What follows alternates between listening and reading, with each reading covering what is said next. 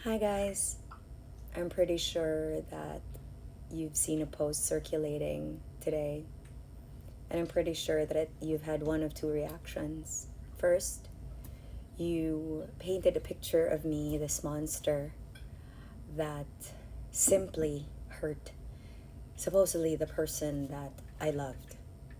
Well, second, you're gonna wonder why ing ana na lang gyud kagubaa ang naong sa usa ka tawo nga dako mang unta kaayo, no? But because you only heard his side. Actually, you didn't even hear his side. You simply saw his photo and his medical legal. But like any other story, there's always two sides. And while I was advised by my lawyers to not speak on this, I believe that because I'm a public figure and because I think that you need to understand one thing about me. I don't bluff.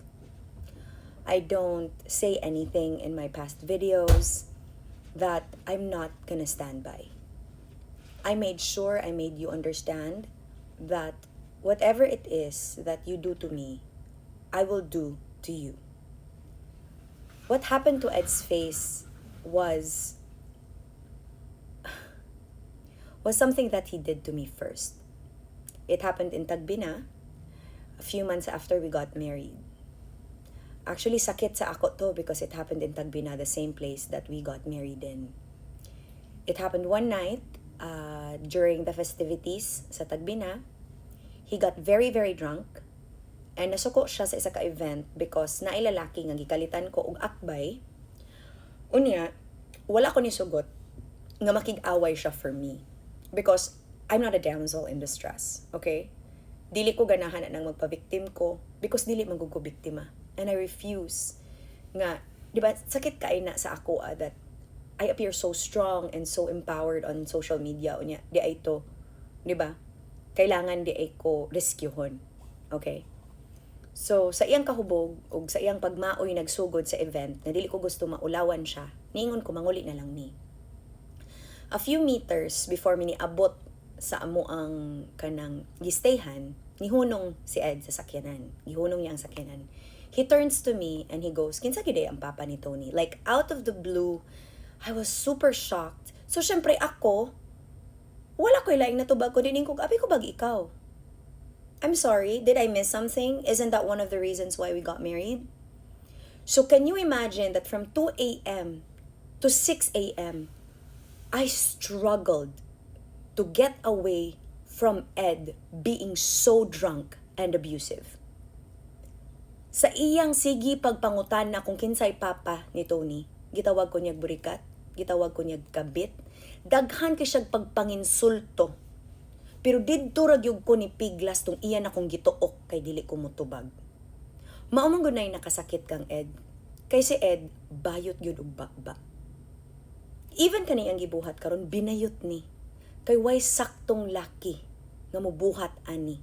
Labi na nga pagsugod pa lang sa amo ang relasyon, nisulti ko ni Ed, sa tanan nimo mga apan, sa tanang mga babae nimo before sa kuha, please sabtani. Dili jud ko buutan ug imong pangitaon ang kayawa sa kuha. Dili ko demure, dili ko soft spoken, dili ko musugot og imo kong hilabtan, dili ko musugot tumban-tumban ko nimo, og dili jud ko magpapiog. Because kung unsa ko sa social media, og unsay akong isulti, unsay akong i-advise sa mga babae sa social media, ako ra bagyud nang buhaton. So what did you expect that si Ed gusto na ko muuli? Kay we were a few meters from where we were staying. Grabe na kong syagit og tabang dito sa Tagbina. Walay ni isa sa mga silingan didto nga nitabang sa kuha. Pero anang pagabuntag, tung nagtuyok na ang mga pulis, ni ana sila, ay si Ma'am Jam di ay ito. Imagine na tulo kabadya ang ako ang gipara, nagpatabang ko, wa ko nila tabangi. Because si Ed, sige ko niya kanang gukdon o birahon, padulong balik sa sakyanan. Laliman ka from 2 a.m. to 6 a.m. Muna ing anak kagubaa iyang naong because grabe yun akong fight para makauli ko kang Tony. Kay mauna iyang gibuhat.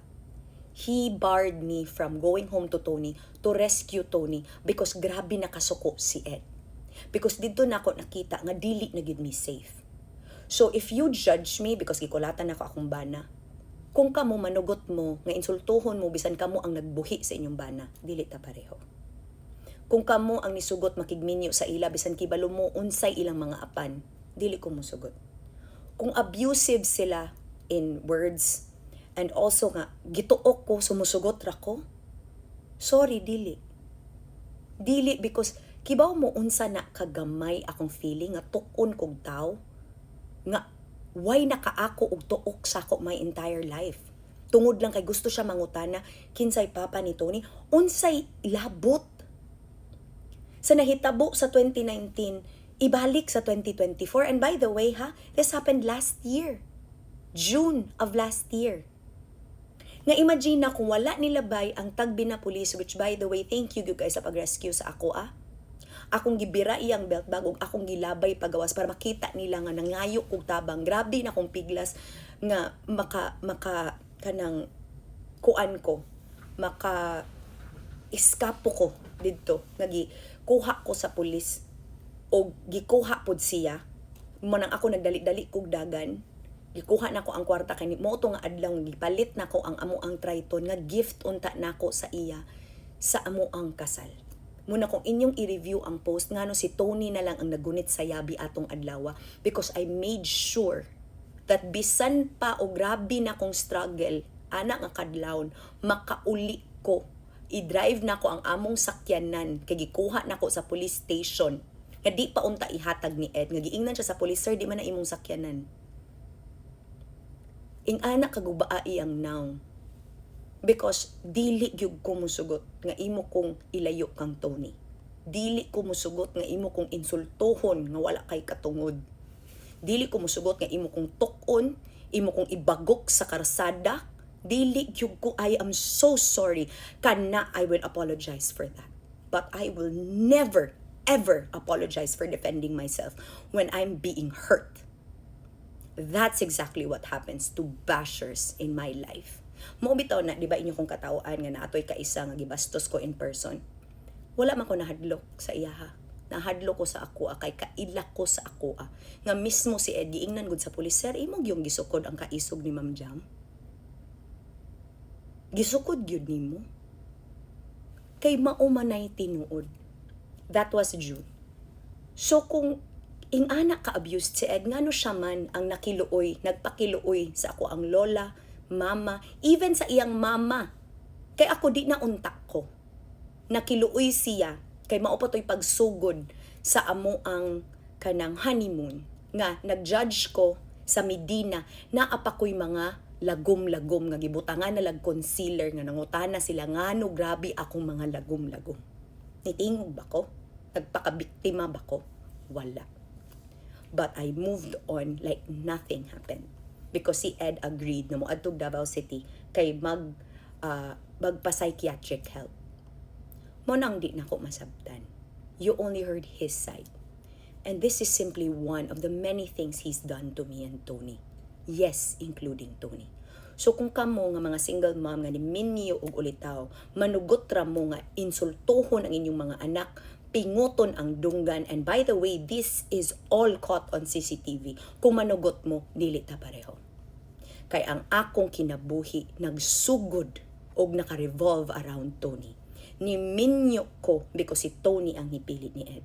But dili gyud nako tugutan ang bisan kinsa nga moabuso sa ako ang anak og sa ako nga dili maguba ang now. So kung kana ikasuko ninyo, kung kana ikadautan nako, go ahead. But mauni lesson sa tanang mga babae that it's okay to fight back even if ikaw ang dautan. It's also a lesson to all men. Ayaw pagpaluma-luma og tunob og babay. Og ayaw sukda ang iyang kayawa kung dili nimo kaya barugan ang imong mga desisyon. Kay bayot ang dili mo buhat sa sakto ug angay. Di na maayo, binayot na. Di na lalaking tarong. Kasabot? Okay na? Salamat. Ingat. Bye.